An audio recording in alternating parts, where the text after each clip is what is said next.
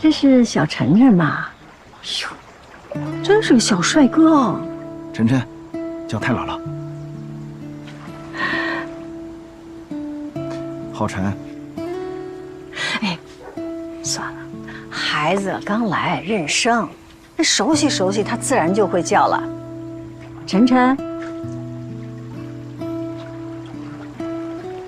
来，箱子给太姥姥，跟着太姥姥走。哎呦，来吧，小心看着地，别东张西望的，以后有的是你看的啊。到了咱们家，太姥姥就给你做好吃的。来，哎，晨晨多吃一点啊。太姥姥给你的酱肘子，还有这个红烩牛肉，那可是太姥姥炖了3、4个小时哦，入口即化。哎，广告词儿怎么说的呀？味道好极了。哦，你爱吃这个刀削面啊？哎呦，这个可有讲究了，这叫银鱼落水翻白浪，柳叶乘风下树烧。要是到了山西，不吃这满满的一碗刀削面，那等于白来。晨晨啊，这桌菜都是太姥姥专门为你做的，来多吃点啊。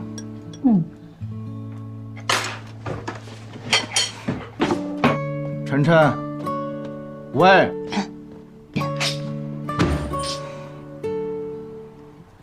不好意思啊，姥姥，他平常很有礼貌的。没事没事，小孩子嘛，哎呦，他吃不了那么多，也不要勉强他，他刚来。再说你们来之前，妍妍都跟我说过了，小孩子的心情，我们做大人的哪有不明白的，对吧？给他留一点吧。留着。不用，他什么时候想吃，我什么时候做。你们吃这个鱼，吃吧。多吃一点。好。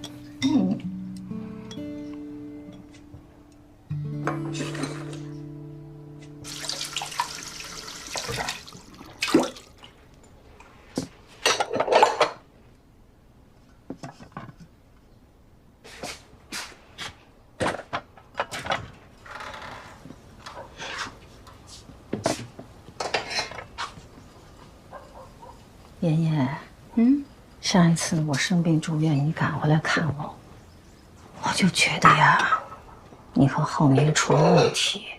可是这回看你们俩人回来那么和睦，我就放心啦。那姥姥想问你，之前你们的矛盾，是不是为了他有孩子呀？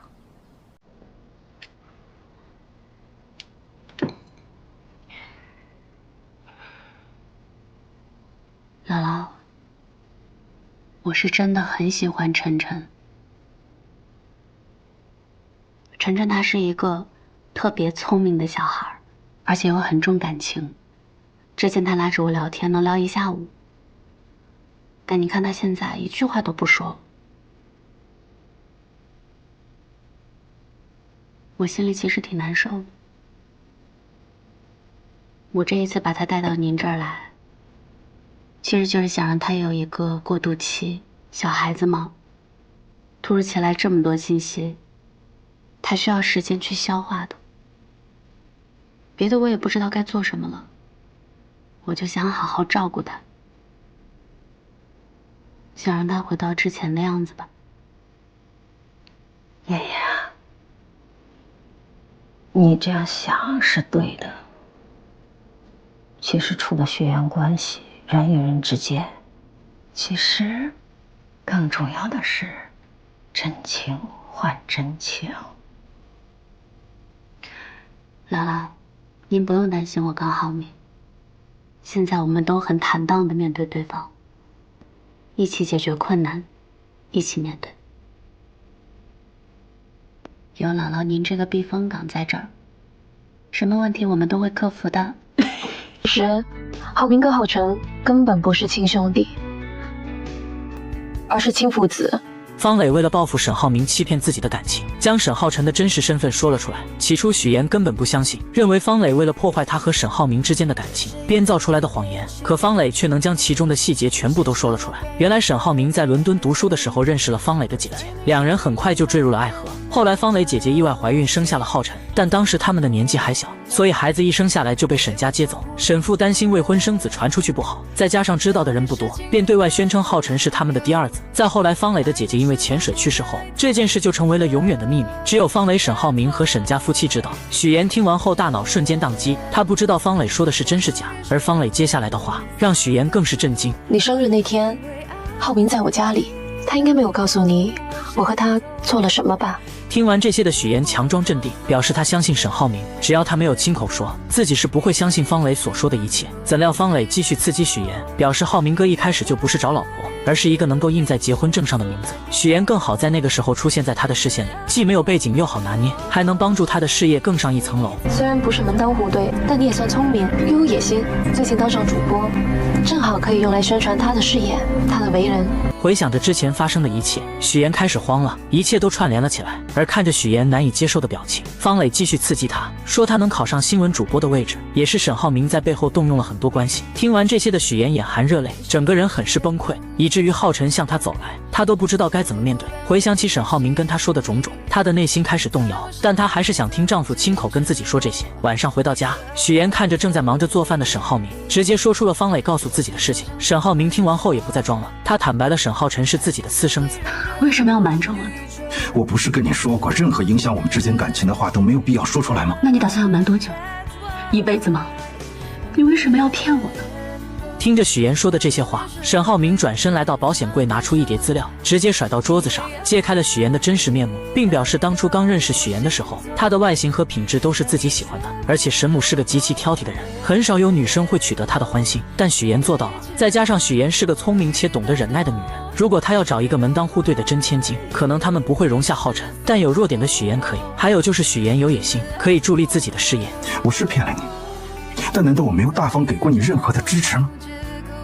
在沈浩明心里，他们各需所需，不必抱怨。是自己帮许妍节目冠名当上新闻主播。当林涛闹事的时候，向银行领导施压，周泽远用身份要挟许妍，自己则调查罪证送他进监狱。沈浩明觉得他骗了许妍，所以愿意花钱买下他所谓的谎言，而他只希望许妍做个完美的妻子，助力他的事业，照顾他的家庭。而他作为一个丈夫，尽自己该尽的责任，祝许妍事业有成。听完这些的许妍一脸冷漠地看着沈浩明，觉得自己先前的爱恋和愧疚就像个笑话，但他还是问出了自己一直想要知道的问题：你有真的爱过我吗？从一开始知道你是骗子，我就不可能动心。此刻的许妍终于明白了一切，之前沈浩明对她的所有奖励，原本她以为那是对自己的爱，可现在看来就仅仅只是完成任务的打赏而已。你可以理解成，是我对你符合我条件的一种认可。许妍，你再怎么纠结，就显得不够聪明了。沈浩明也不再装了，直接跟许妍摊牌，两人各需所需。他需要有人帮自己照顾家庭，助力事业；许妍想要当上主持人，他们之间本就是利益共同体。而许妍也终于明白，为什么自己每做对一件事情，沈浩明都会挑选一些昂贵的礼物送给他。他本以为那是爱，却没想到那只是两方合作之间互惠互利的报酬罢了。听着沈浩明句句不爱自己的话语，看着桌子上的那一沓资料，许妍心如死灰地离开了这个房间。她漫无目的地走在大街上，回想起两人之间的种种，终于确定了丈夫对自己没有任何爱情。就在这时，沈浩明找了过来。此时看着沈浩明，想起一句话：你在众人之中，暮色深浓，无法辨认，不会再相逢。沈浩明上来开门见山，询问许妍有没有想清楚。此刻的许妍无比的平静，她表示要是想离婚的话，自己也会同意的。可沈浩明要的并不是离婚，现在他的新项目和公司正在起步中，不希望被离婚影响到，所以他还是希望许妍能和自己继续扮演恩爱夫妻。但真正动心的许妍自然是不肯的，她不希望跟沈浩明继续这样貌似神离的做一对假夫妻。怎料沈浩明直接以许妍的工作作为要挟。你现在还没有正式转入新闻岗，你应该不希望当中会出现什么差错吧？听完这些话的许岩突然觉得自己的这份工作像个烫手山芋一样，甚至想要脱离。随后许岩回到单位，录制完新闻后，听到了主任表扬自己，还让自己继续做下去的时候，他突然觉得沈浩明说的也没有错，自己做的这份工作确实能够为他提供顺风顺水的信息途径，而且这一切确实也是沈浩明给他的。他彻底想通了，于是回到家特意做了烛光晚餐，并放低姿态，想要挽回这份感情，表示自己可以做好一个妻子的角色，也可以接纳浩辰，但只求一点，希望沈浩明能够相信自己对他的爱是真的，无关身份和地位。然而面对许岩这么卑微的示爱，沈浩明却无动于衷。你还是图名或者图利吧，这样我还会觉得你真实点。就像你说的，我们之前说好的，无论在工作或者在家里，我们各司其职，互利互惠，这样不是挺好的吗？在沈浩明眼里，许岩就是个图名又图利的人，他不相信许岩对自己有真爱，所以许岩现在对自己所做的一切都只是演戏罢了。而此刻的许岩也彻底死心，他明白狼来了的道理，撒谎太多次说真话的时候，没人再相信。许岩就这样跟沈浩明两个人一起成为了表面的夫妻。看到沈浩明一个劲儿的在记者面前伪装两个人十分恩爱的样子，面对镜头许岩有点说不出话，甚至觉得丈夫在镜头面前在暗暗的点自己。沈浩明为此很是生气，他像对待下属一样对许岩，让他在第二天的慈善会表现好点，不要让人看出来。要你表现好好的，我保证新闻主播转正的机会你十拿九稳。谢谢沈总。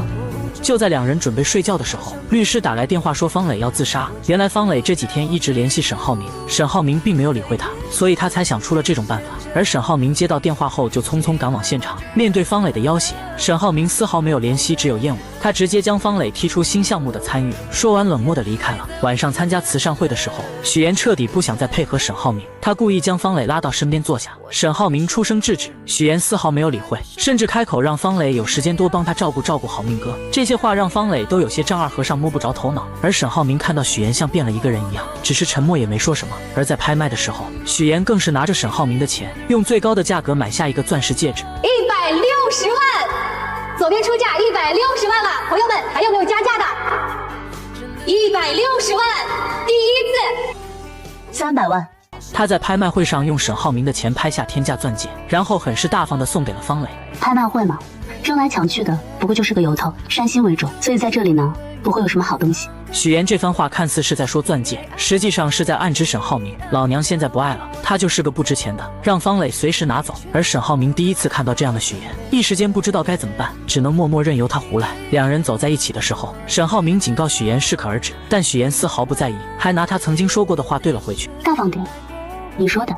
无人知晓他内心的真实感受。次日夜晚，老家的平静被一则电视采访打破。姥姥在屏幕上看到了许岩参加那个项目开工仪式的身影，他站在沈浩明身旁，面容却显得异常憔悴，眼神中透露出难以掩饰的落寞与疲惫。这位自幼看着许岩长大的老人，敏锐地捕捉到了孙女脸上的每一丝细微变化，心中不禁泛起阵阵忧虑。他似乎从许岩那冷漠的表情中读出了这些日子以来孙女所承受的不为人知的痛苦与挣扎。与此同时，许岩正坐在新闻后台的化妆间内，对着镜子用卸妆水缓缓擦去脸上的妆容。随着妆容的褪去，他的眼泪也不受控制的滑落。自从向沈浩明坦白了一切之后，他便陷入了深深的迷茫与无助之中，未来的路该如何走，他一无所知。就在这时，姥姥的电话打了过来，如同黑暗中的一束光，给予了他一丝慰藉。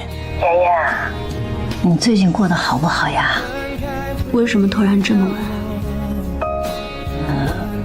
没什么，就是在电视里看到你好像不太开心。电话那头姥姥的声音充满了温暖与关怀，她的话语如同春风拂面，让许岩紧绷的神经得到了片刻的放松。姥姥提到了希望许岩能够好好照顾自己，还建议让沈浩明陪她去旅游放松心情。但许岩的心中却有着更为迫切的愿望，他想要回到姥姥身边，感受那份久违的亲情与安宁。姥姥虽口头上说自己过得很好，还催促许岩抓紧时间生个孩子，让自己能早日抱上外孙，但许岩知道这些简单的愿望或许已难以实现。回到家中，许岩的目光被冰箱里那瓶熟悉的桂花酱吸引，那是姥姥亲手制作的，承载着无数温馨的记忆。他本想取出一小勺回味那份甜蜜，却不慎失手，将瓶子打翻在地，桂花酱洒了一地，如同他此刻破碎的心情。次日清晨，许岩决定即刻启程回家看望姥姥。然而当他踏进家门，迎接他的却是空荡荡的房间和紧闭的门扉。正当他疑惑不解时，邻居来到了家中，告诉许岩发生了什么。哎呦，妍妍，你可算回来了！昨天晚上你姥姥晕倒了，我们赶快给她送县城医院了。许岩顾不上多想，立刻驱车前往医院。在病房里，他看到了昏迷中的姥姥，心中充满了自责与愧疚。母亲告诉他，姥姥是间歇性脑缺血发作，幸好送医及时，才没有造成更严重的后果。此刻姥姥需要的是静养与陪伴。在许岩的坚持下，他留了下来，独自一人守在姥姥的病床前，看着这位唯一疼爱自己的人躺在病床上，生命如此脆弱，许岩的内心充满了前所未有的悲伤。他认为这一切的不幸都是因为那些无法言说的谎言所导致的。在这一刻，他终于下定了决心，要与沈浩明离婚，彻底结束这段充满谎言与痛苦的婚姻。夜幕降临，医院里一片宁静。谁让你回来的？醒了。许岩意外地发现姥姥竟然醒了过来，他看着眼前的孙女，眼中满是慈爱与关切。许岩向姥姥倾诉了自己的打算，想要在荆州为姥姥购置一处郊区的房子，让她搬来同住，以便更好地照顾她。但姥姥却看出了许岩的真正意图，她虽然感激孙女的孝心，但更希望许岩能够过好自己的生活，不要因为自己而耽误了前程。她习惯了乡下的宁静与自由，不愿成为孙女的负担，于是便想着让许岩回去，不要耽误了她自己的工作和生活。而另一边，沈浩明在公司里得知了许岩打算离婚的消息，心中五味杂陈。现在是他转正的关键，为了那个岗位，他努力了很久。他不会放弃这个机会，更不会放弃现在拥有的一切。沈浩明很是自信，他认为现在是许岩转正的关键时期，为了那个岗位，他努力了很久，不会轻易放弃这个机会，更不会放弃现在拥有的一切。但很快就被打脸了。晚上，许岩直接拿着离婚协议来到沈浩明面前。这一刻，许岩不再害怕沈浩明的威胁，也不怕被戳破谎言，宁愿净身出户也要离婚。我们离婚吧，不要你一份财产。一旦离婚，你现在享受的豪车、别墅、司机、保姆、奢侈品，以及跟沈家所有关系的资源，跟你一点关系都没有。本来就不属于我，而且我现在不需要了。许岩终究还是提出了离婚，谁知沈浩明为了维护自己在公司的声誉，竟用他的事业作为要挟。然而许岩根本不怕，他直接给方磊打电话，利用激将法让他说出浩辰是沈浩明儿子的事，然后录音，以此来威胁沈浩明答应。是想要和平分手，还是鱼死网破？你来决定。沈浩明从来没有想过许岩是爱他的，在他眼里，许岩是因为名声接近自己，认定他既图名又图利。他永远都不会知道，许岩是因为那瓶桂花酱和那个卡通的创可贴而爱上的他。许岩离开沈家后，再次找到自己之前的房东，租到了自己刚来荆州时租的房子。看着眼前熟悉的一切，此刻的他心里无比的轻松。他终于不用伪装自己，不再害怕被人揭穿谎言，大大方方的活出自我。另一边的沈浩明也没想到许岩会如此决绝，他拿出一幅画挡住了和许岩的婚纱照。隔天，许岩找离婚律师商量离婚事宜，没想到却被孙思维看见。刚才那个男的他是律师吗？丁律师啊，专打离婚官司的，他在律师圈很出名，他接手的都是顶级客户。很快这件事就在公司传开了，而方磊也得到了这个消息，他觉得自己终于有机会了，便用父亲的名义约见沈浩明。怎料沈浩明看到他转身离开，方磊见状追了出去。与此同时，来采访的许岩正巧看到了这一幕。你什么时候才能看清楚啊？我才是最爱你那个。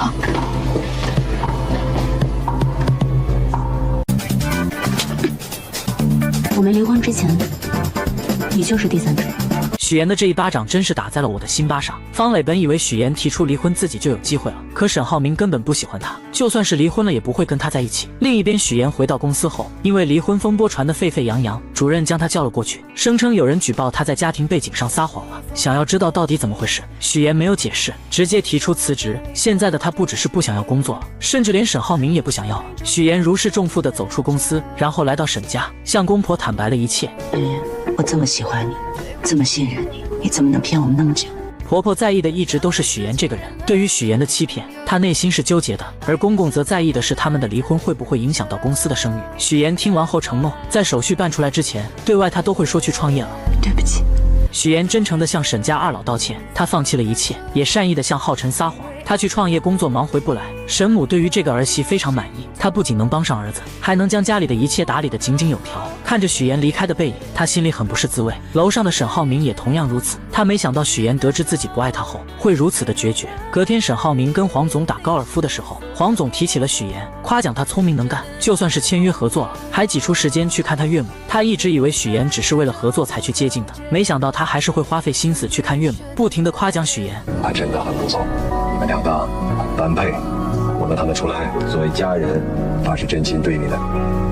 此刻的沈浩明会不会后悔呢？晚上，沈浩明回忆着他和许岩之间的点点滴滴。许岩帮助他完成合作，又帮他挡了老吴那一刀，这些举动都在表达着许岩是真心爱他的。他的内心无比纠结。而自从许岩离开沈家后，沈家就乱成了一锅粥。反应最大的就是浩辰。我吃了，一点也不好吃。我想吃嫂子做的龙井虾仁儿。他要创业，每天工作很忙，不能天天给你做饭。他创业就不能回来住吗？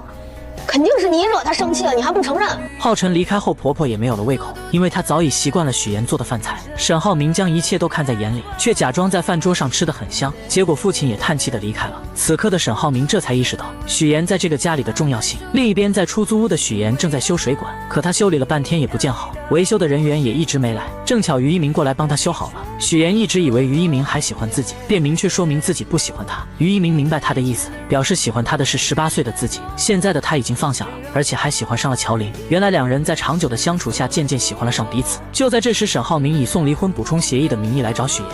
离婚补充协议书，给你看一下。我知道了，签完字我会闪送给你。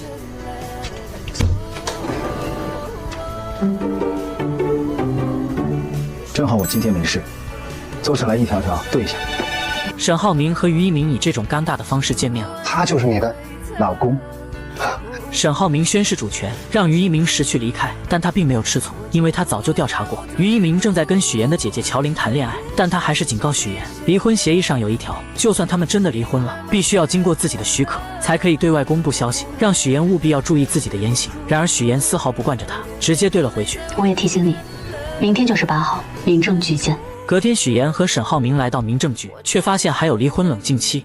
离婚冷静期？不知道政策啊，现在协议离婚都是有冷静期的。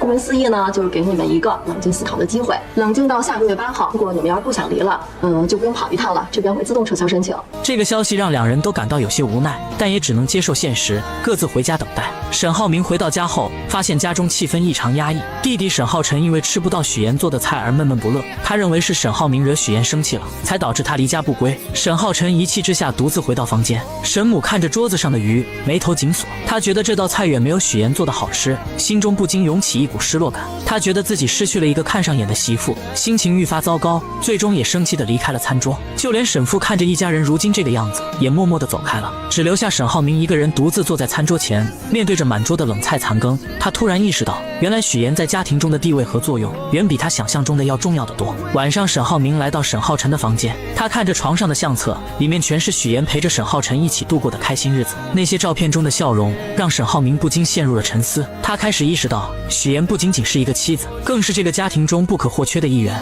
第二天，沈浩明来到公司后，便迎来了一场关于他加入董事会的投票。然而投票结果却出乎他的意料，一共13人的投票中，反对票和赞成票都是6票，只有沈父还没投票。在众人的目光之下，沈父毅然决定投下了反对票。我反对。7票反对，6票通过。沈浩明无法加入董事会。等到沈浩明跟着父亲来到办公室之后，沈父才说起了真正的原因。原来沈父之前在门外意外地听到了股东们对沈浩明的评价，他们认为沈浩明在英国留学期间私生活混乱，之所以能进入公司，完全是靠父亲的关系，因此他们不想让一个私生活不检点、靠关系上位的人加入董事会。随后沈父又说起了沈浩明在留学期间留下的种种问题，以及因为无法与门当户对的人结婚而引发的家庭矛盾。他甚至指责沈浩明欺骗父母有关许岩家庭的情况，导致现在家庭关系紧张，婚事也未能妥善处理。沈父越说越生气，他对沈浩明的表现感到极度失望。去长安县，把子公司工程延期的那个事情给我搞清楚，不弄清楚就不用回来。此刻的沈父正在气头上，他将儿子派去子公司调查工程延期的事，还下令不弄清楚不准回来。沈浩明就这样被踢出总公司，来到又破又偏僻的子公司，没有秘书，没有华丽的办公室，吃住都在活动板房里。而负责人知道他被董事会拒绝，丝毫不担心。他这回下放到咱这儿，一不批钱，二不给人，干嘛来了？当太子爷来了？明摆着就是个气死。另一边的许岩求职过程很不顺利，找不到合适的工作，只能应聘主播带货。而让他引以为傲的播音腔，在老板眼里就是笑话。你这是播新闻呢，还是带货呢？你这么播不行啊！你要想留住人，你说话得有力度，你语言得有爆发力，你得燃起来吧，观众。为了保住这份工作，许岩开始跟着老板学习直播技巧，没日没夜的学习带货话术，还在家里练习了许久。可第二次试镜的时候，还是不能让老板满意。无奈之下，老板只能让他先去做主播。主播在那边介绍产品，他就不停的吃东西，吃到快要吐了也要忍住。可即使这样，还是不尽人意。要是跟人互动啊，就知道吃，吃也行，把自己塞得跟猪似的。吃相呢？那你是不是得吃得美，吃得香，这样才能勾起那个直播间下单的欲望？这么简单的事儿你做不好，我真不知道你是怎么当上那个什么那个新闻主播的。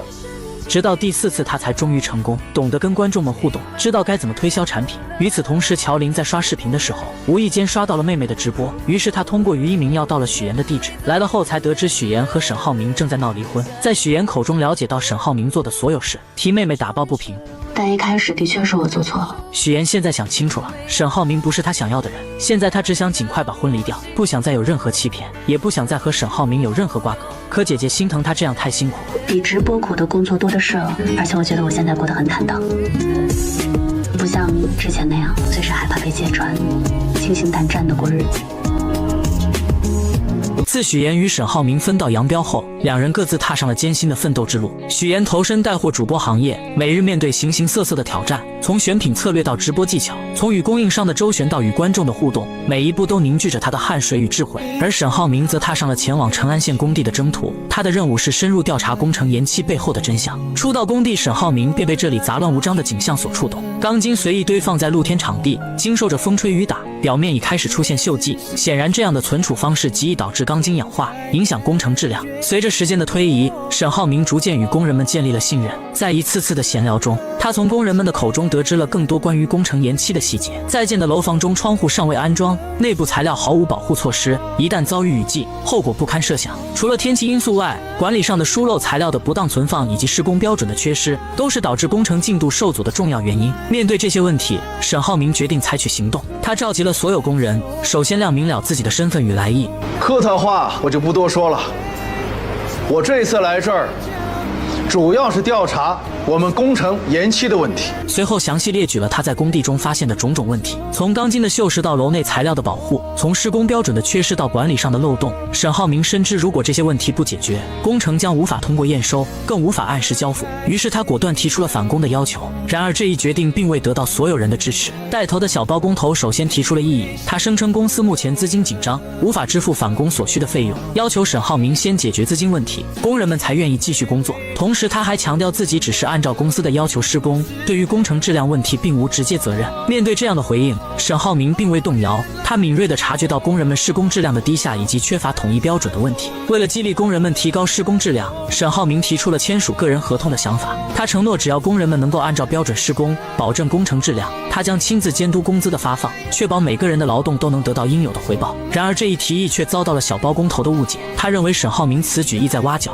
试图将他的团队纳入麾下。面对误解，沈浩明耐心解释，他强调自己的目的只有一个，那就是确保工程的质量和进度，同时保障工人们的合法权益。为了打消工人们的顾虑，他还特意准备了一袋子现金，表示每天工作结束后，工人们都可以到办公室领取当天的工资。这一日结工资的承诺瞬间点燃了工人们的热情，他们纷纷表示愿意与沈浩明签署合同，重新投入到工作中去。就在小包工头准备抗议并带领部分人离开时，沈浩明一个电话便叫来了一大批新的工人。在沈浩明的带领下，工地上的各项工作开始有条不紊地进行起来。回到办公室后，沈浩明并未放松警惕，他向工程负责人询问了工程延期的具体原因。负责人解释说，材料和人工的涨价是导致工程进度受阻的主要原因。然而沈浩明却有着不同的看法，他认为材料和人工的涨价只是表面现象，真正的原因在于工程的多次返工，浪费了大量的材料和人力。他还暗示这其中可能存在着不为人知的利益输送。3天，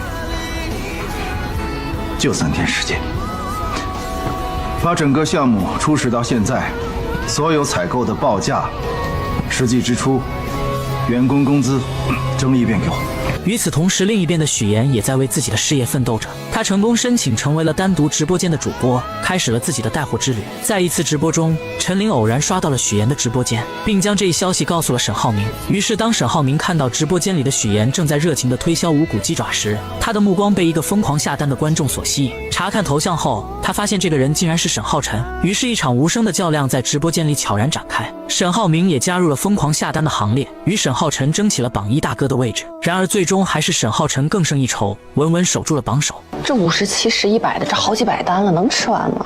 搞批发的。你管他是不是搞批发的呢？这就是他直播间的金主爸爸，妥妥的榜一大哥。许岩从未料到，在直播间里那个疯狂下单、占据榜一大哥之位的温暖的港湾，其真实目的竟是为了与他见上一面。面对这份突如其来的关注，许岩内心五味杂陈，本打算婉言拒绝这份不期而遇的邀约。然而直播公司的老板却极力劝说许岩把握住这次机会，认为这或许能为他的直播事业带来新的突破。在工作的重压与老板的期许下，许岩最终无奈妥协，接受了与榜一大哥见面的提议。约定的日子如期而至，许岩踏入了一家静谧的咖啡店，心中暗自揣测着即将见面的榜一大哥会是何等模样。他原以为会是一位中年男士，却不料被告知并不是他。正当他四处张望，心中充满疑惑时，一个熟悉的身影悄然出现在他的身后。嫂子，竟然是沈浩辰。原来沈浩辰因长久未能见到许岩，心中思念难耐，无奈之下才想出了这个别出心裁的办法。榜一大哥，温暖的港湾。我们老师教我的，家就是温暖的港湾。你们老师说的对。晨晨，直播间里下单的钱哪儿来的？他借助阿姨的手机，以榜一大哥的身份在许岩的直播间疯狂下单，只为能引起他的注意，进而获得一次见面的机会。阿姨得知此事后，出于对许岩的关心与帮助，也欣然同意了这个计划。然而当许岩得知真相后，却并未因此感到开心，反而觉得这份见面方式过于刻意。他执意将下单的钱转给阿姨，并明确表示不希望沈浩辰在任何的直播间下单。面对许岩的坚决，沈浩辰只得坦白，那几百单的无骨鸡爪，他已悉数送往了沈浩明经常捐助的福利院。这份善举让许岩对沈浩辰的印象有所改观。沈浩辰趁机提起，自从许岩离开后，沈浩明一直陷入深深的困苦之中。他看得出哥哥对许岩的思念之情，他恳求许岩能够回家，重新回到沈浩明的身边。然而许岩却只是默默聆听，未做任何回应。沈浩辰也补充道，沈浩明因工作原因出差去了外地，家中只剩下他一人，倍感孤独。还记得我的手机号码吗？记得就可以打电话给我。如果你想我的话，打电话给我，我就来接你，想去哪儿玩都可以。次日，许岩如往常一样开始了他的直播带货。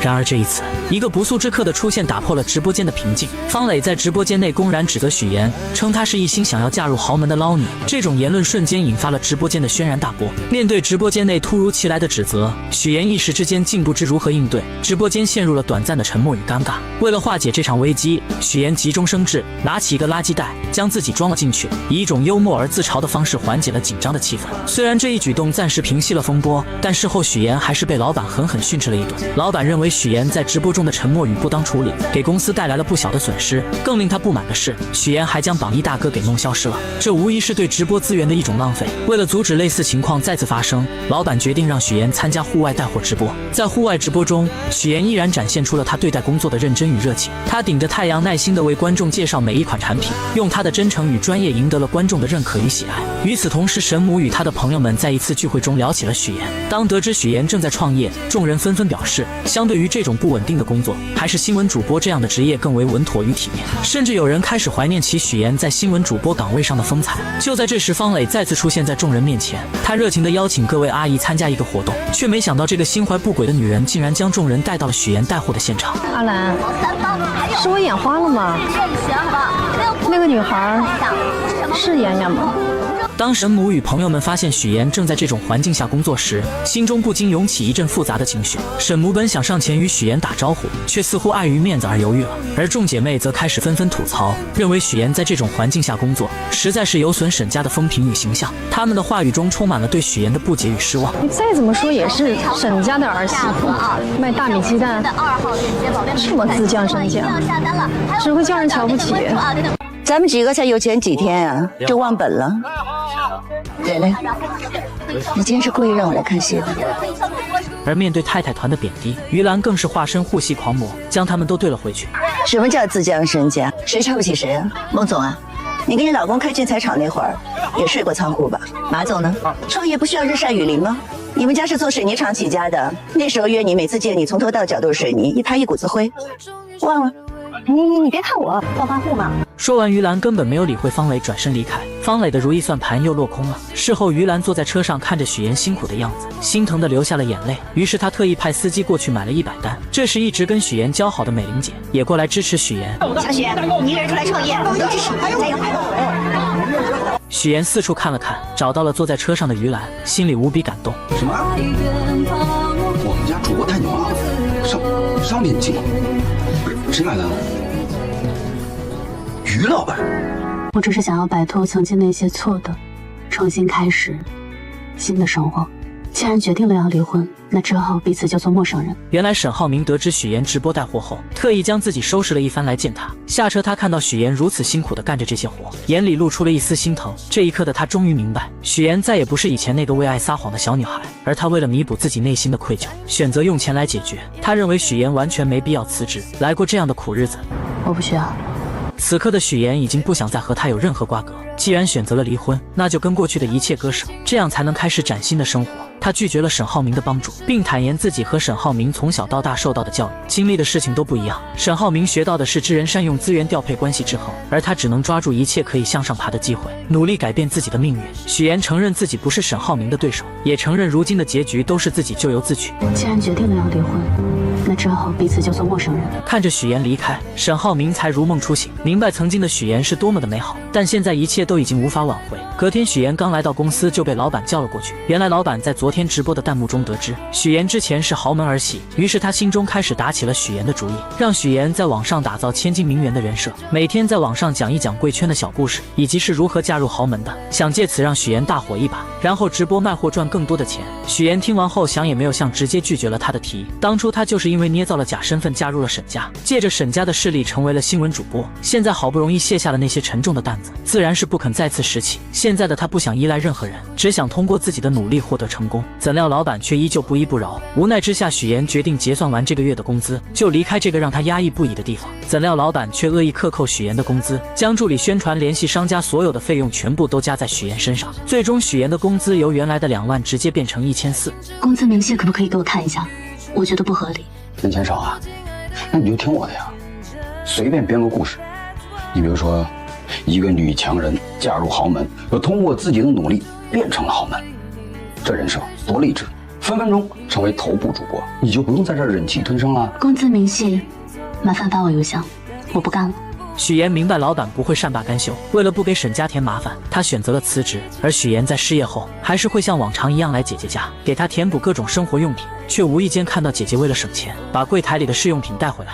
试用装很多人用过的，其实不太卫生的，哪能？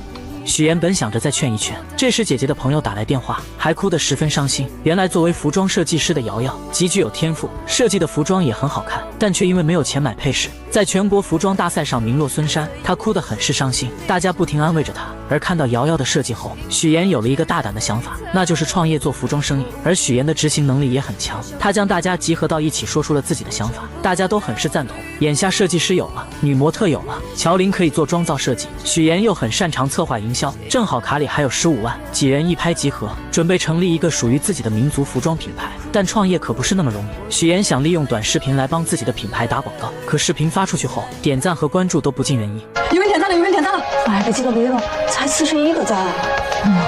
怎么搞的？是不是这个时间点大家都不怎么刷手机啊？不久前，沈浩明被父亲下派到子公司调查工程的事，项目负责人担心吃回扣的事情被发现，整日里联合包工头给沈浩明难堪。沈浩明很是聪明，一一化解了这些矛盾。怎料总经理不肯罢休，找到一群混混来到工地闹事，迫切的想要把这个太子爷给赶走。一个少爷刀子，我看他怎么斗这帮流氓。对，就是让他知道这滩的水啊没那么浅，他哪儿来呀？回那儿去吧。晚上，沈浩明准备继续支持许妍的直播事业，却发现主播换了人。此刻的他心里无比的失落。隔天一大早，他就给秘书打电话，确定许妍的行踪，这才得知许妍辞职开始创业。但他这边很是棘手，暂时管不了许妍。这次秘书不仅带来了许妍的消息，还带来了昨天那帮混混头子王德福的资料。晚上，沈浩明直接做出了一个让众人意外的举动，他赤手空拳找到王德福，提出跟他一起散步。散步的时候，沈浩明一直一言不发，而是直接走到了王德福家门前，对着家里的老太太打了声招呼：“王阿姨。”小婶儿啊！王德福无奈之下，只能先让随从们离开，而沈浩明则跟王阿姨表示今天来家里是谈生意的。此时的王德福心里再不情愿，也不敢在母亲前面发作，只好将沈浩明请到家里去。而沈浩明则开门见山地说出了自己的建议，他建议王德福先不要想着收回工程款，忽悠他继续投钱修路，这样的话之前投入的钱就能成为投资款。不仅如此，沈浩明还答应，只要房子建成，王德福不仅能优先选房，还将小区里的绿化项目都交给他来做。王德福听完有这好事，立马同意与沈浩明合作。处理完这件事后，沈浩明就设了一顿简单的鸿门宴，邀请总经理过来谈谈。我请了新总经理，明天到任。什么呀？你这是鸿门宴呢？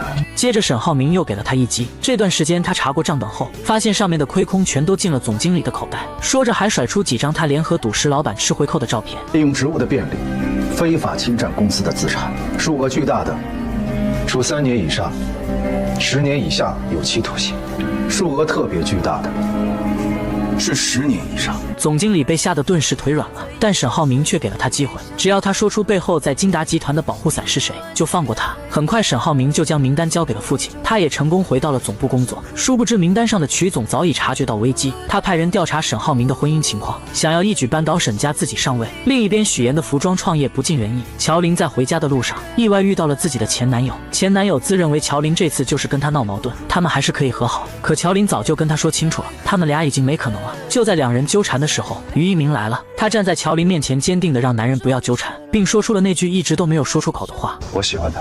你说什么？两人的关系在这一刻开始变得微妙起来。随后乔琳来到许妍家，发现大家都很是沮丧。原来昨天的视频发出去后，就只涨了11个粉丝，但许妍并没有放弃，她开始思考研一方的不足之处，与法国的一个小众品牌做对比，决定从产品的功能性和大众性着手。我觉得这个方向很对。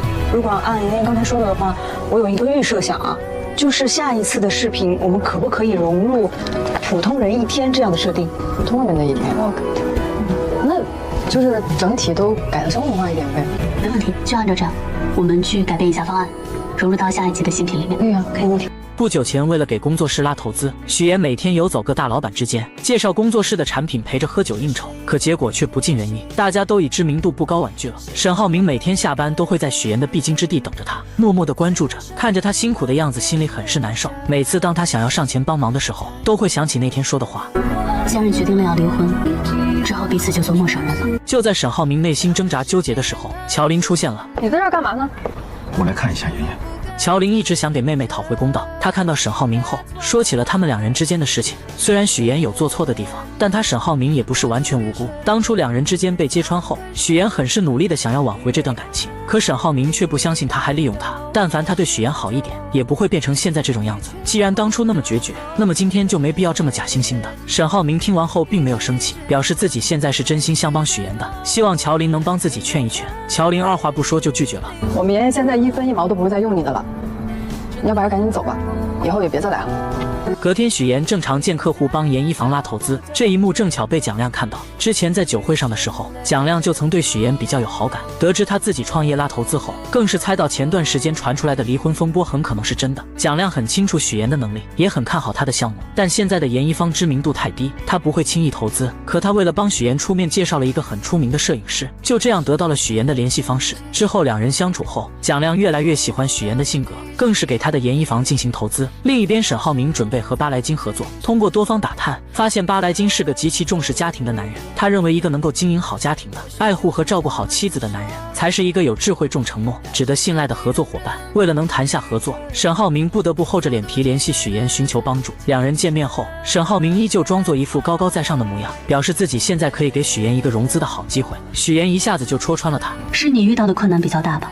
许妍很明白，肯定是他遇到很棘手的事情，才会迫不及待地找上自己。沈浩明见状，知道自己无法再维持刚刚那副姿态，只能开门见山向许妍说明情况，表示需要许妍配合他再次扮演恩爱夫妻，出现在巴莱金夫妇面前，以此来博得好感，达成合作。说着把资料递到许妍的手里，许妍接过资料，了解完情况后，开始跟他谈起利益问题。而当他得知沈浩明要是能达成此次合作，能给沈家带来至少10个亿的时候，果断提出要100万的报酬，这让沈浩明很是惊讶。他知道做服装行业很烧钱，本以为许岩会提出更大的要求，没想到就只要100万。而为了再次和许岩搭上关系，他提出1000万，不过是入股而不是报酬。没等他说完，许岩直接拒绝了。我没有想让你来做我的甲方，这一次的合作是平等的，我只拿我的酬金，其他的我都不需要。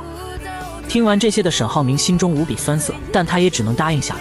好，就这样说好了，100万当做你的酬金，但是你必须要记住，巴莱金先生很看重夫妻感情，我们必须要在他们面前表现得非常非常恩爱。合作愉快。合作愉快。许我耀眼的高能情节终于来了！即将离婚的沈浩明和许岩达成合作，在客户面前假扮恩爱夫妻。原来沈浩明为了跟一对俄罗斯客户合作，特意找许岩帮自己。许岩提出了100万的报酬，两人各取所需。隔天夫妻俩就开始了变装秀，穿着一身芭比牛仔风的衣服来到酒店，只为引起巴莱金夫妇的注意。虽然两人表现得很是卖力，但还是错失了机会。Seems so in love。不过我不喜欢芭比，我更喜欢 Twilight 暮光之城的爱情。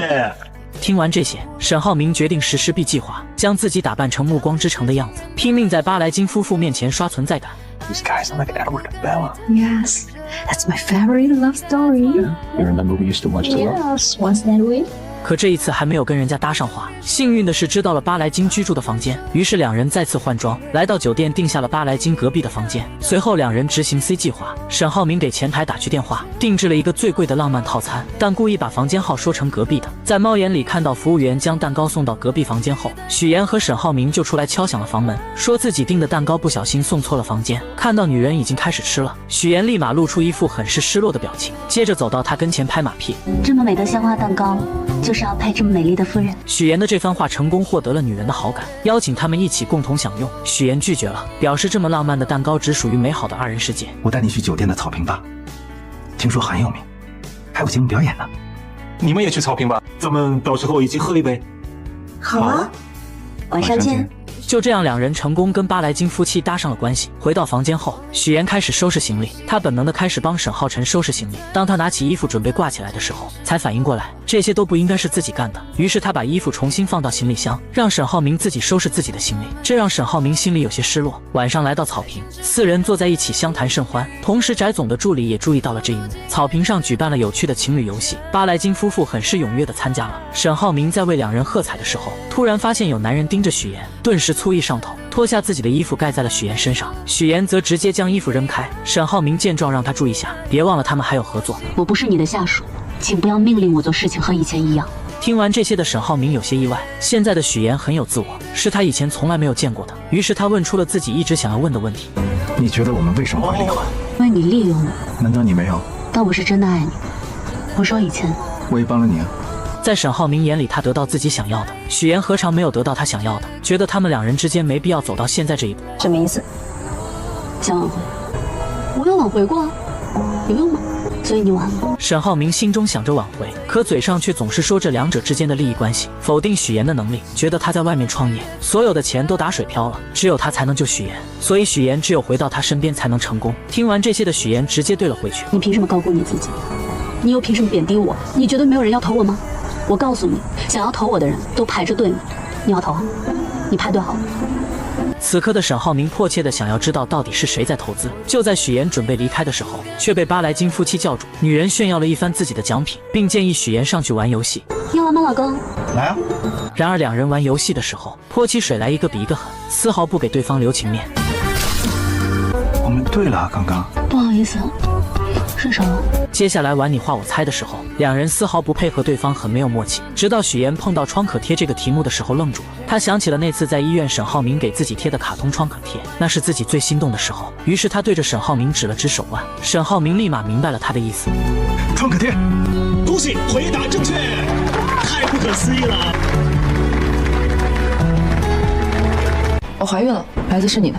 我本来是打算去打掉的，但医生说，如果我这次打掉孩子，以后就不可能再生了。我们都分手一段时间了，怎么可能？那个时间我只跟你有过。沈浩明终于敞开心扉，跟许妍讲述了他和方瑜的故事。原来许妍和沈浩明跟巴莱金夫妇告别后回到房间，许妍很是疑惑，他为什么不通过金达集团和巴莱金正式接洽，反而要费这么大功夫？是公司出了什么事情了吗？沈浩明听见后笑了笑，他如实的说出了自己在公司里的现状。其实他并不受沈父的信任，董事会的人面上看似很尊重自己，私下却十分不服气，所以他现在还不是董事会的人，根本不能用集团的名义来接洽巴莱金，因为国外板块一直都是金达的弱项，只要自己和巴莱金达成合作，就能成功进入董事会。虽然许妍能明白他进董事会的心，但他很不理解为什么沈父会不信任沈浩明。沈浩明见状表示，当初自己未婚生子，坚持把浩辰带回家抚养，跟父亲产生了很大的分歧，并没有把许妍的原因说出来。而当沈浩明说完这些后，许妍还是问出了自己一直想要知道的事情。你可以跟我说说关于浩辰妈妈的事情，不想说也没有关系。沈浩明看了看许妍，说出了他和方瑜之间的事情。当初得知方瑜怀孕的时候，他们已经分手2个月了。记得那是个下雨天，他突然找上门说自己怀孕了，并表示如果打掉这个孩子，以后就不能生了，所以他选择生下来。而且这次过来并不是想让沈浩明负责，只是想让他知道这个事情。此时的沈浩明还小，整个人都是懵的，但他还是负起了自己该尽的责任，陪着方瑜生下了这个孩子。没过多久，方瑜因为潜水遇到洋流不幸去世，方磊便带着亲子鉴定将孩子交给了自己。之后他把浩辰带回了家，导致和父亲之间的关系越来越差。而为了不影响沈家的声誉，沈父更是对外宣布浩辰是他们的第二子。许妍听完后，让沈浩明试着理解一下沈父，因为他认为沈父做的事情都是为了沈浩明好。其实不管他们长得多大，在父母眼里始终都是小孩子，但是不放心不等于不在乎不重视。而且这么大一个公司，背后有那么多的眼睛盯着他，一丁点错误就会被无限放大，因此父亲对他的严格或许是一种保护。许妍的开导让沈浩明重新开始审视起了父亲，而直到今天他才发现许妍的宝贵，但自己却弄丢了他。谢谢你，我确实有必要来到。那就早点睡。两人在准备睡觉的时候，沈浩明真的很想搞清楚谁给许妍投钱了。他不停地举例着自己周边的人，许妍就是晾着他不说。我的事情你不要管，你也没有权利知道。不要老是问这样的问题，注意你自己的位置。晚安。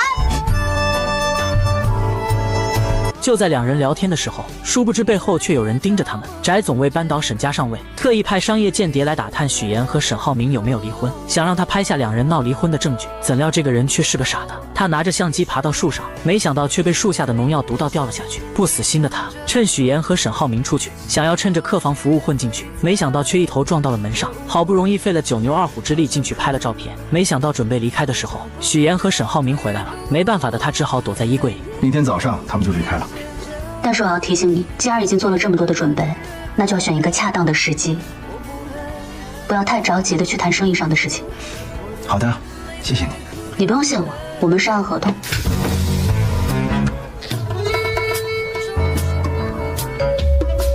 不久前，两人还在因为与巴莱金合作的事情扮演恩爱夫妻。在逛街的时候，沈浩明还借着合作给许妍描了眉毛。起初，许妍看着旁边有人，为了完成任务只能答应，但看到对方认真的样子，不心动是假的，毕竟那是自己真真切切爱过的人。之后，两人回到房间，准备聊一聊后续的计划。突然，衣柜里传来动静。面对这突如其来的状况，两人并未表现出丝毫的慌乱或声张，而是默契地选择了静观其变。沈浩明心思缜密，他故意向许妍提及自己已与巴莱金达成重要合作的消息，以此作为掩护。随后看似不经意地打开了衣柜门，当那名男子的身影映入眼帘时，他随即以取毯子为由，巧妙地利用衣柜门夹住了男子的脚。这一举动既是对男子的警告，也是为了进一步观察其反应。事后，沈浩明向许妍解释，衣柜中的男子受伤不轻，极有可能是竞争对手派来针对巴莱金夫妇的间谍。他之所以没有直接揭穿，是担心打草惊蛇，让真正的幕后黑手逃脱。为了不让男子察觉到他们的怀疑，两人继续保持着日常的对话，言谈间未露半点破绽。不久之后，沈浩明与许妍一同前往拜访巴莱金夫妇。出乎意料的是，那名男子竟也出现在了会面现场。男子一见到沈浩明，便立刻换上了一副热情洋溢的面孔，主动与众人攀谈起来。他故意提起许妍与沈浩明最近传出的离婚风波，以及许妍辞职投身直播带货行业的决定。对于这些敏感话题，许妍早有准备，她从容不迫地解释道，自己辞职是为了创业，直播带货只是初步尝试，失败后她便转而创立了研一方。男子见话题未达预期效果，便又拿出了自己偷偷拍摄的照片，照片中许妍与沈浩明分床而睡，似乎印证了离婚的传言。面对这一证据，沈浩明不慌不忙地解释，昨晚他们玩了一个泼水游戏，由于配合不够默契，两人互相泼水，结果闹了点小别扭，这才导致了分床而睡的情况。若要人不知，除非己莫为。如果二位真的不是分居，哎，敢不敢带我们去你房间参观一下？随后，一行人来到了沈浩明的房间。众人一进门便被眼前浪漫而温馨的布置所吸引。房间内不仅装饰的别具一格，还摆放着一些趣味横生的玩具，显然是沈浩明精心准备的。他们好有情趣啊！抱歉，破坏了你精心准备的惊喜。男子见状，心中暗叫不妙，但仍不死心，又拿出了二人在家中争吵的画面作为证据。然而沈浩明与许妍却镇定自若地解释，那只是许妍在做瑜伽，而他在一旁打电话，根本不存在争吵的情况。男子见无法再找到破绽，只好尴尬地提出晚上请众人吃饭以表歉意。晚餐时分，男子再次发难，他指出许妍未戴婚戒，这一细节立即引起了巴莱金夫妇的好奇。就在许妍一时语塞之际，沈浩明深情地望向他，坦言两人之间确实存在一些小矛盾，他做过许多让许妍伤心的事，但回想起许妍在他工作繁忙时给予的支持，照顾他的父母，帮助他的弟弟，甚至在他事业上遇到困难时出谋划策，他深刻意识到许妍在他生命中的重要性。虽然此刻他们是在演戏，但这些话却是沈浩明的真心话。说着，他从口袋中掏出了许妍的婚戒，单膝跪地请求许妍的原谅。那下次不能这样。肯定不会。这一幕深深打动了在场的每一个人。许妍眼中闪烁着泪光，她接过婚戒，并在众人的见证下深情拥吻。这一举动彻底打破了外界关于他们离婚的传言，也让巴莱金夫妇对这对夫妻有了更深的认识。经过这段时间的相处与考验，沈浩明终于赢得了巴莱金的认可。在巴莱金离开之际，他宣布沈浩明的公司正式进入了候选名单，这意味着他们将有机会获得巴莱金集团的重要合作项目。沈浩明也有机会能够进入董事会了。随着一切尘埃落定，许妍向沈浩明表达了自己准备回去的打算。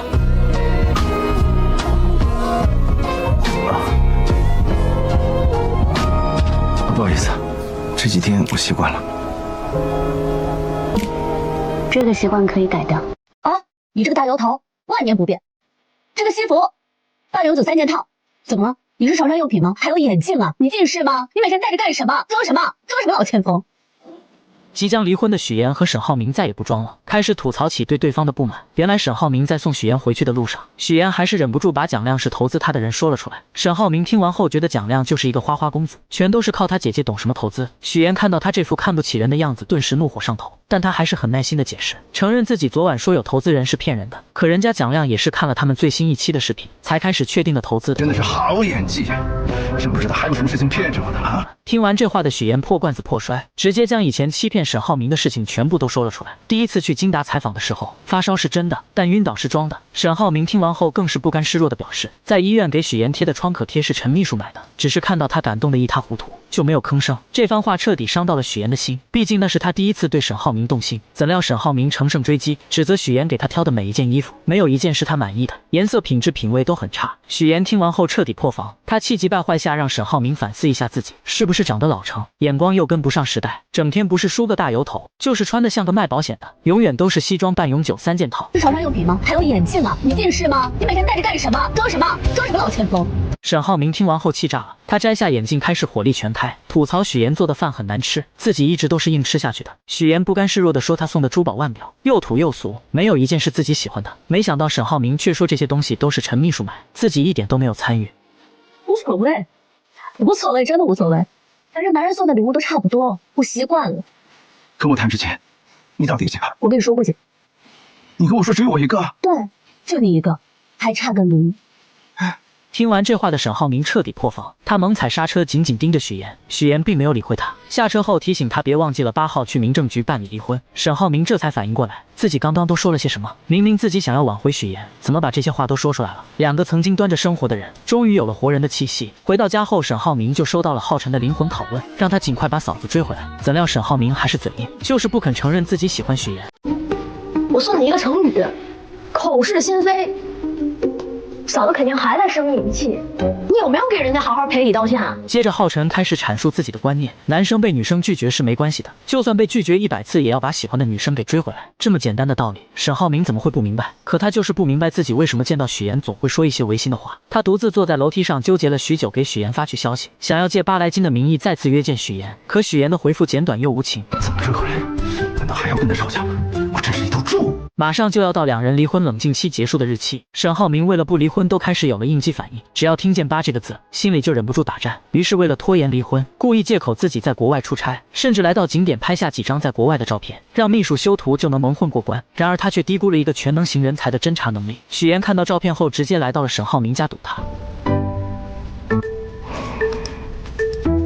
一定是幻觉，一定是幻觉。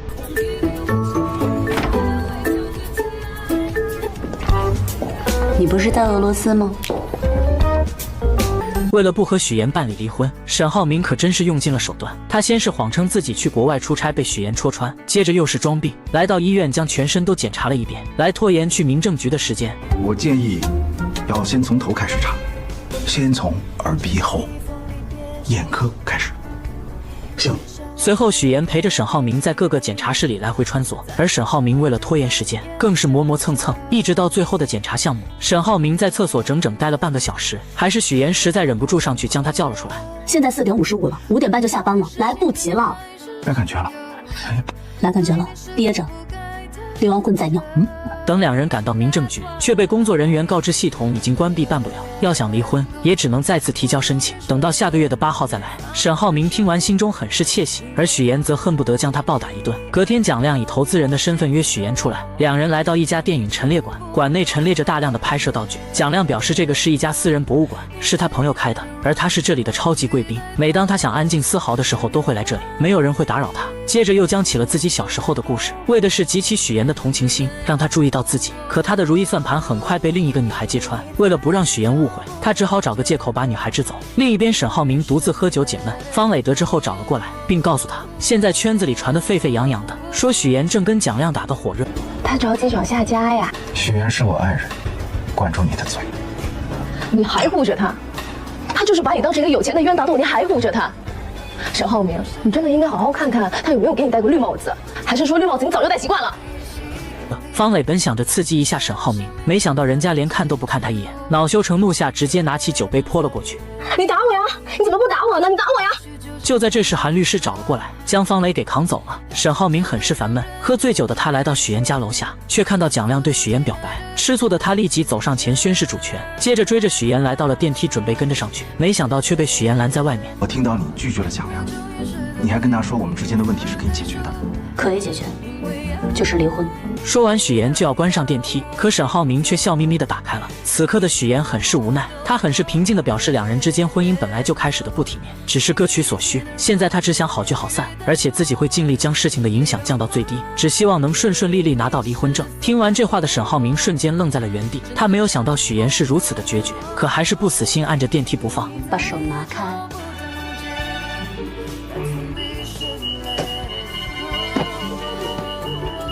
不要这样公共资源。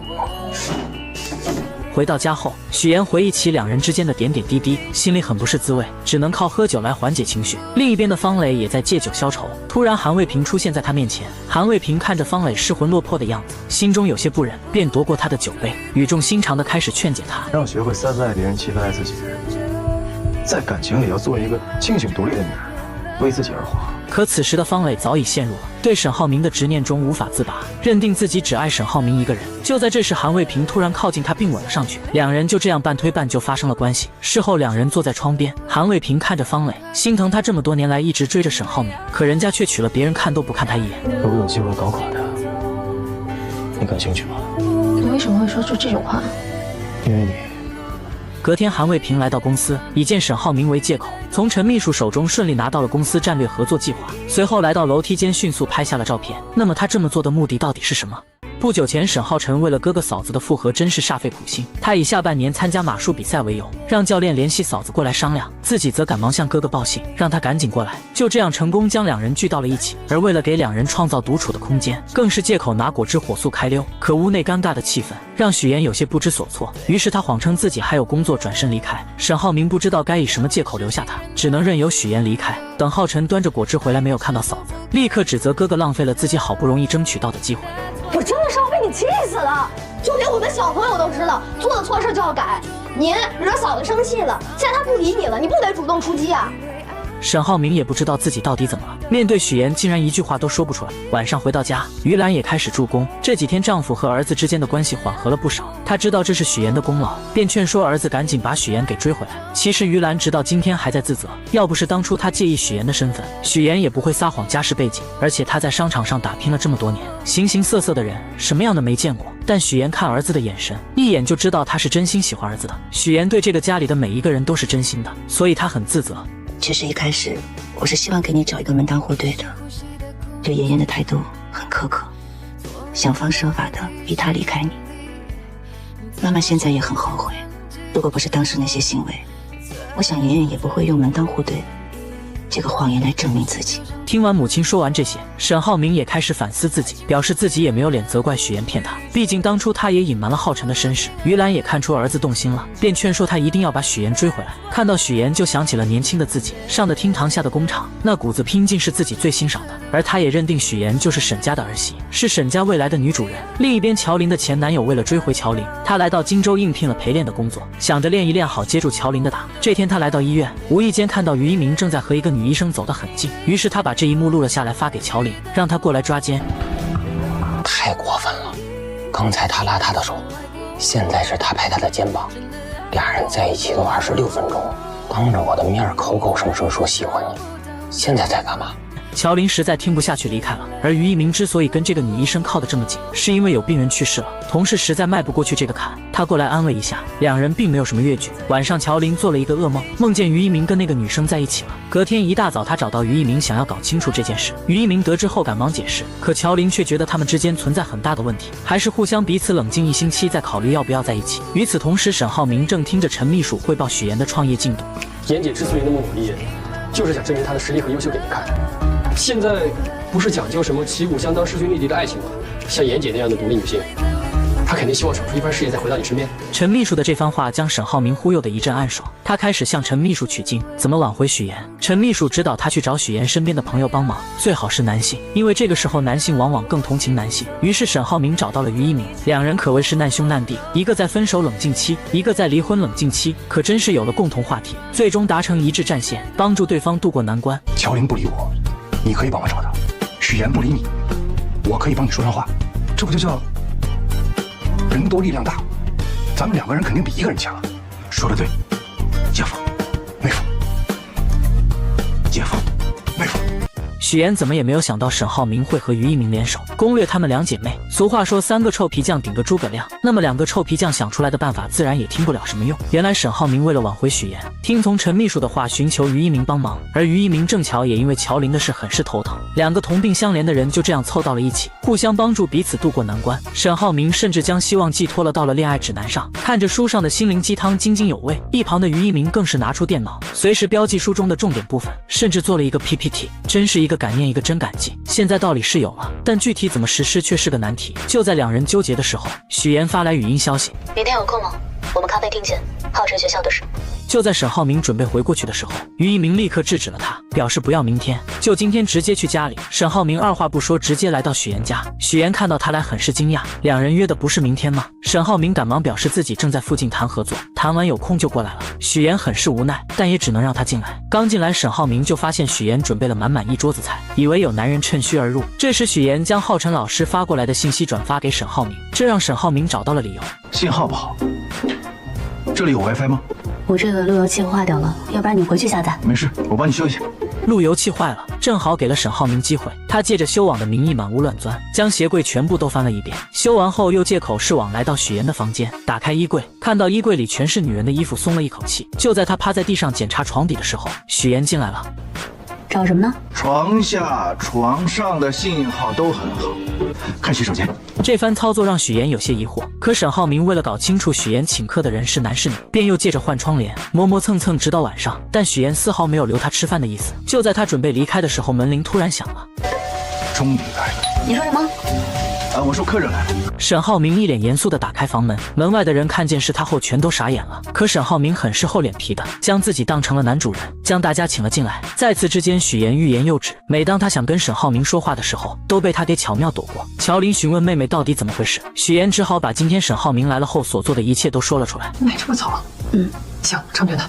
哎，别管了，看我的。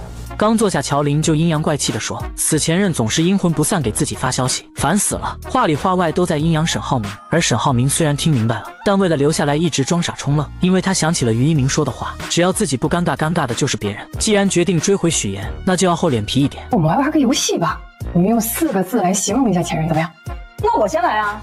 油盐不进，有眼无珠，心眼死多。听着许岩的小姐妹们说的话，沈浩明只是笑笑也不说话。在厨房忙活的许岩却十分解气，而为了攻略闺蜜们，沈浩明更是下血本，直接用上金钱大法。看到什么喜欢的可以买，我给大家免单。能免多少？全部。这话一出，瑶瑶的眼睛都亮了。沈浩明接着诱惑，表示自己会让秘书跟着他们，只要看上了当场消费，当场买单。这番操作很快就攻略了对面的2个小姐妹，两人都开始夸起了沈浩明。许岩实在听不下去，弄出动静试图唤醒两人，最后许岩还是下了逐客令，将沈浩明赶走了。隔天，沈浩明再次找到于一鸣，于一鸣又给他出了个馊主意。沈浩明的执行能力很强，隔天便让陈秘书拿着他每天站在许岩楼下，在办公室望着窗外发呆，以及在工地里看着许岩照片夜不能寐的照片，让许岩看。本以为这些能换来许岩的心疼，可万万没想到许岩接下来说的话让秘书无地自容。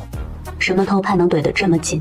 沈浩明也挺配合的呀，是坐在床上的吧？是啊。那你也在床上啊？你俩都在床上？别人接电话，有信号。别人接电话。谁？哎呦，没人叫你，我俩谁也没人叫我，没接。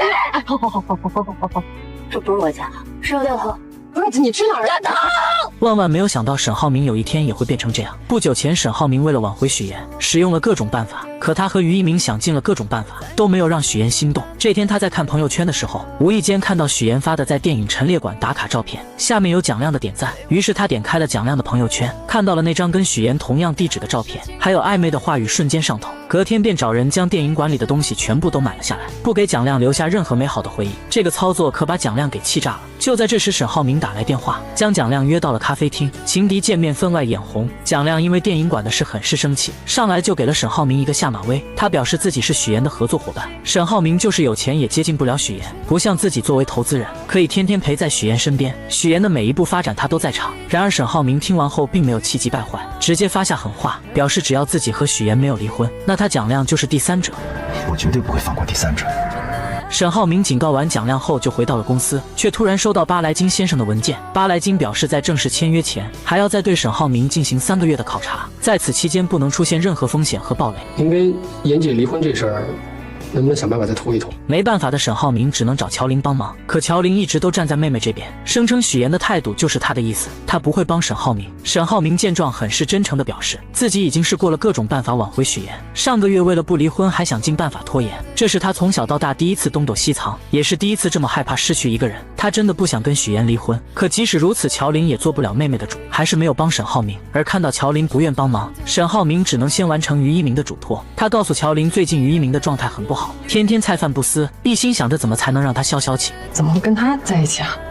同病相怜吗？我是真没想到你能跟于明待在一块儿啊！像那个倒数第一跟倒数第二互相帮忙，你也是真没辙了呀。最终乔林还是心软了，透露许岩明天会在公司假扮，但蒋亮也会在。沈浩明听完后整个人都不好，隔天买好甜品来到了公司，之后便赖着不走，盯着两人不让他俩有任何的亲密接触，甚至在蒋亮发表自己的观点时，上前直接反驳了他的观念。在经营公司上，沈浩明比蒋亮强的不止一点。蒋亮在商界一直都是个花花公子，靠着他姐姐一步一步走到今天，所以他的有些观念还是不如沈浩明。此刻的许岩也没有闹脾气，而是专心听着沈浩明传授的经商之道。最后一个建议，将来无论是我、蒋总，或者是更高阶的人给到你建议，你可以监听，但是千万不要轻信。最终的决策是自己的判断力。我知道了，知道就好。看到许岩认真听取了自己的建议，沈浩明很是得意地坐在沙发上，还给了蒋亮投去了一个挑衅的眼神。许岩走后，两人之间的火药味十足。晚上，于一鸣再次找到乔林，这次的他准备很是充分，买了许多彩妆送给乔林，还做了攻略，一一跟乔林介绍化妆品的用处和适合他的口红。乔林听着他的介绍很是惊讶，没想到于一鸣会去了解这些。因为你喜欢，这样以后我们就有更多的共同话题，你也不会嫌弃我。这番话彻底感动了乔林，两人终于化解了之前的矛盾，在一起了。日子看似平静，背地里却暗流涌动。沈家的对手翟总为了不让巴莱金和沈浩明合作，派商业间谍调查沈浩明和许妍离婚或者感情破裂的证据。3番5次的失败后，将所有的希望放到了沈浩明的律师韩卫东身上。不管你用什么方法，方雷也好，你在律师圈的人脉也好，3个月之内必须拿到他们离婚或者感情破裂的证据。记住，千万不要让你干爹失望。如果这2条路都行不通，严一方也是另一个办法。但许妍的严一房在蒋亮的投资下越来越步入正轨，设计出了许多好看的款式。许妍忍不住将这些喜悦全部都分享给了姥姥，甚至还给姥姥做了几身衣服。姥姥，您仔细看啊，我们这衣服上面全都是纯手工的，您肯定懂，一针一线，这都是非遗文化。许妍与乔林一同出现在姥姥面前，通过视频通话，将严一方精心制作的新款服饰逐一展示给屏幕那端的老人。许妍还特别提到自己亲手为姥姥设计缝制了一套专属服饰，这份心意让视频那头的姥姥笑得合不拢嘴，直称自己是严一方最忠实的满级铁粉。在一片欢声笑语中，姥姥带着满足的笑容结束了通话。然而挂断电话后的许妍心中却泛起了层层涟漪，她深知姥姥总是以笑容掩饰着对她的思念与牵挂，即便心中渴望相聚，也总是担心自己的到来会打扰到孩子们的工作与生活。这份深沉的爱让许妍更加坚定了要在荆州站稳脚跟，为姥姥创造一个温馨舒适的晚年生活环境的决心。命运似乎总爱在不经意间设置考验。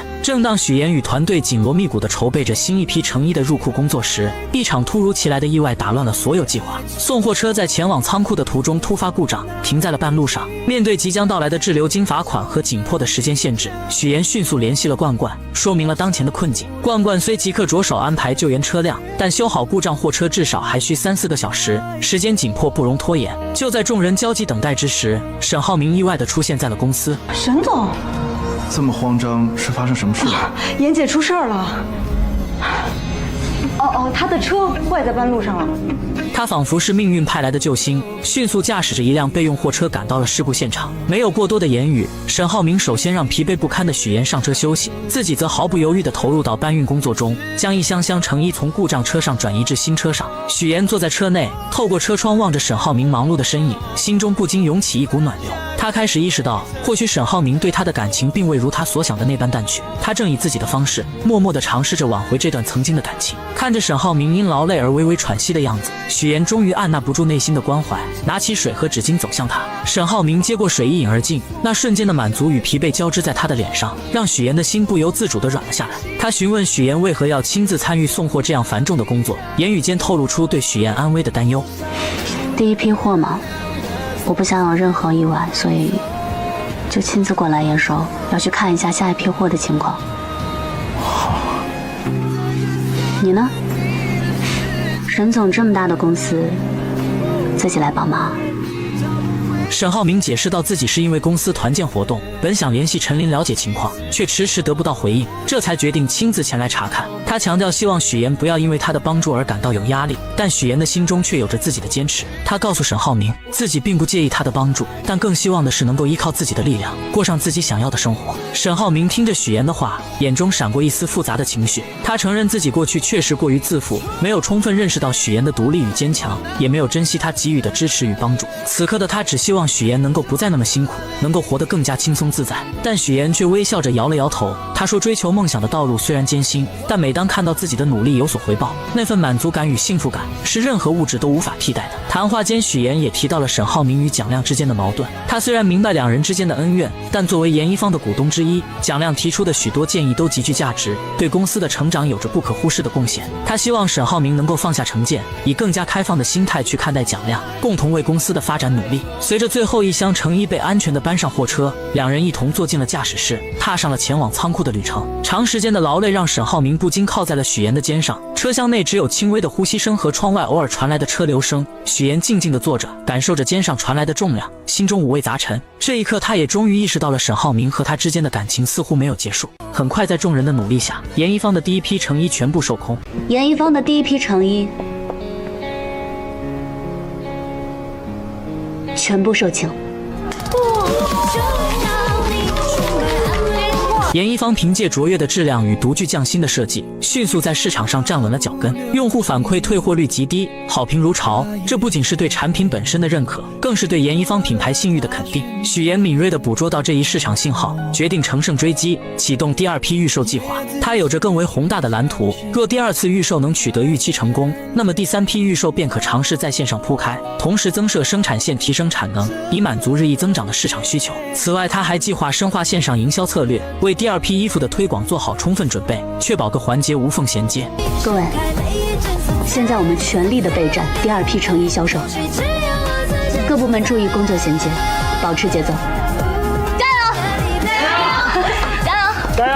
然而山海浮沉，成功背后往往隐藏着未知的挑战。次日，当许岩踏入公司时，一个棘手的问题摆在了他的面前。第2批成衣尚未正式发售，市场上却已出现了同款仿制品。这些仿制品虽外观相似，但面料与做工却大相径庭，价格更是低廉的令人啧舌。我们的这款卖3999，他们这个才卖399，而且上线1天卖了几百件，我们总共才上线100件。更糟糕的是，对方不仅利用低价策略疯狂抢占市场份额，还雇佣网络粉丝及博主对严一方进行恶意抹黑，企图通过宣传击垮这个新兴品牌。面对这突如其来的危机，许岩迅速冷静下来，开始分析可能的原因。他推测，要么是工厂内部泄露了设计图纸，要么是有人故意购买黑稿进行打压。然而现实比预想的更为残酷，店铺订单骤减，退单率飙升，而工厂方面不仅否认泄露图纸，还提出了预先支付30%定金的要求，这无疑让严一方的处境雪上加霜。此时的许岩才明白，这次严一方真的遭到危机了。与此同时，蒋亮从姐姐那里得知了严一方的困境，姐姐建议立即终止与严一方的合作，认为在这次危机中，严一方很难全身而退，即便日后澄清，也难以恢复往日辉煌。